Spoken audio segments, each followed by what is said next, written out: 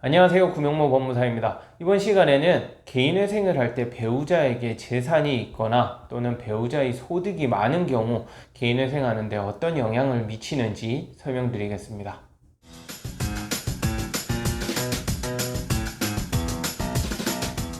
개인회생을 할 때 배우자에게 소득이 많아요. 이 경우 어떤 영향이 있는가? 원칙적으로 배우자 소득은 개인회생하는데 영향이 없습니다. 만약 자녀가 없는 경우에는 더더욱 영향이 없고요.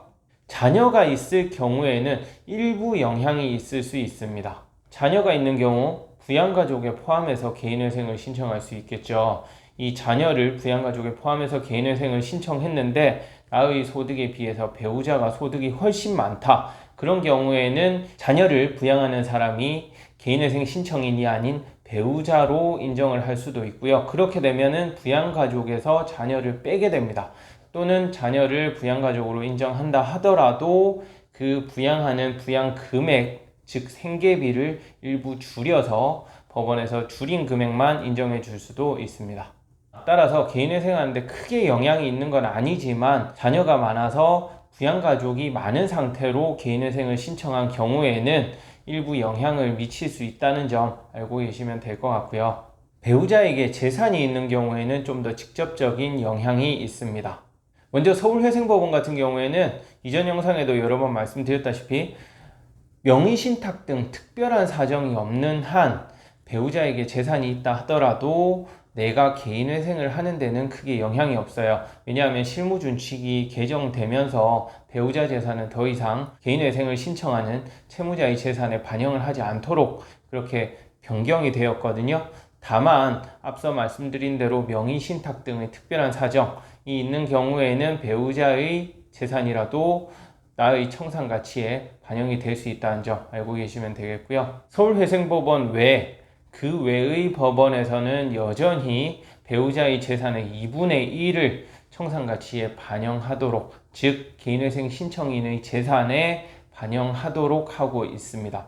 하지만 무조건 배우자 재산 2분의 1을 반영하는 것은 아니고요. 예외가 있어요. 배우자가 그 재산을 부모님으로부터 증여를 받았거나 상속을 받은 경우, 그러한 특별한 사정이 있는 경우에는 배우자의 고유재산으로 봐서 그 재산의 2분의 1을 개인회생 신청인의 재산에 반영하지 않고도 개인회생을 신청을 할 수 있거든요.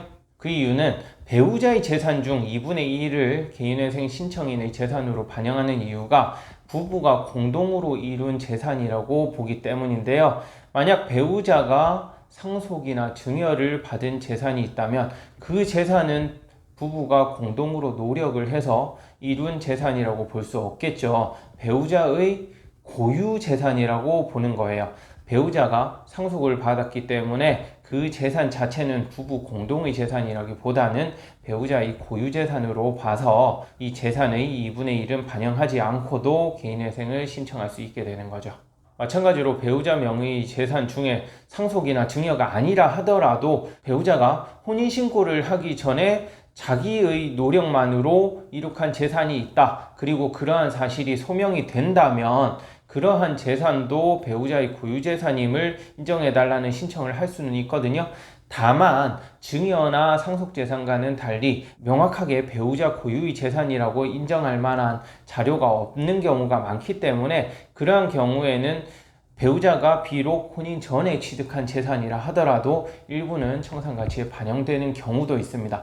따라서 이렇게 배우자가 혼인 전에 취득한 재산에 대해서는 개인회생을 신청한 후에 법원에서 나오는 보정에 따라서 그 내용을 적극적으로 소명을 해야만 그 재산은 배우자 고유재산으로 인정을 받고 회생을 할 때 청산가치에 반영을 하지 않도록 그렇게 할 수 있겠습니다. 이번 시간에는 배우자의 재산이나 소득이 있으면 개인회생에 어떤 영향을 미치는지 설명드렸는데요. 이 외에도 궁금한 사항이 있으시면 언제든지 위 번호나 카카오톡으로 문의 주시기 바랍니다. 항상 상담은 제가 직접 하고 있으니까요.